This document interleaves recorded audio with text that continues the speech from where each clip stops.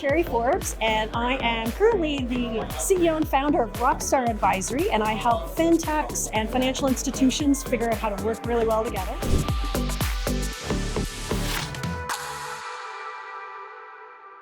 The three systems that I look at are governance, people, and technology. I actually think it's the people side that is the most challenging. It always is.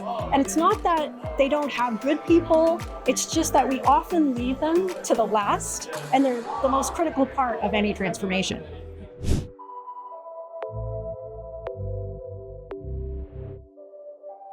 I think that most organizations, and banks especially, will start with a vision, an outcome. And they'll take that and they'll start to develop the technology plan first. But the problem is we've missed out on what capacity and capabilities, and also what decisions we have. So I always say that should be the last part, is actually building out the structure of the architecture and then figuring out the other systems first.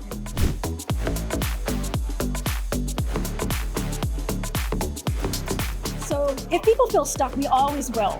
And it's one of those things that usually you're just at a breakthrough when you get to that point. I always think it's really great to go and stop, retool, go back to the intention, go back to the purpose of what we're doing. And that can often open up insights or remind ourselves and then help clarify what that block or that path needs to be. And it's usually through your people that you're going to be able to figure that out.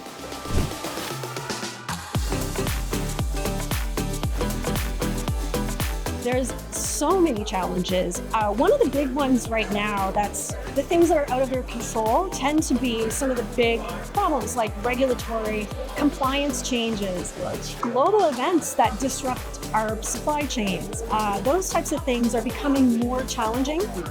And I think that for many organizations, they've been working in a group for a long time. So figuring out who can help them and partner with them to overcome some of those challenges is one of the bigger problems, because they're used to doing a lot of it in-house. I think the second part is making sure you have the talent to actually do these new functions. And sometimes we're not thinking about building the talent pipeline while we're building the tech pipeline.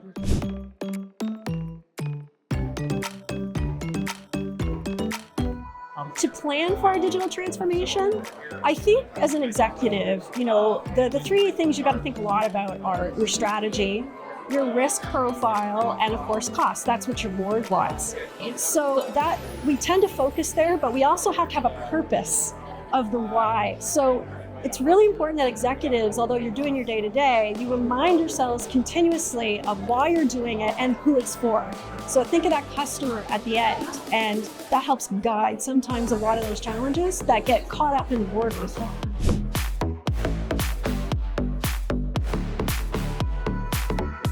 So for ebankIT, I think there's a couple of really key factors that make this company really special. First, it's people. I know I say it, but it's really true. Being able to have a good personal relationship in a time of great change and have somebody come with you as a true partner is huge. And a lot of companies say that they do it, but they don't always demonstrate it. So that's a big win for ebankIT. And I think, I think it's 11 years I hear that ebankIT's been in. Being able to shift with the clients in the market to remain relevant and be aware is another really important thing. Because when we make an investment, we really rely on our partners to carry us through the journey and not just go, well, you signed your contract and I'm done. Yeah. So that's about trust and integrity.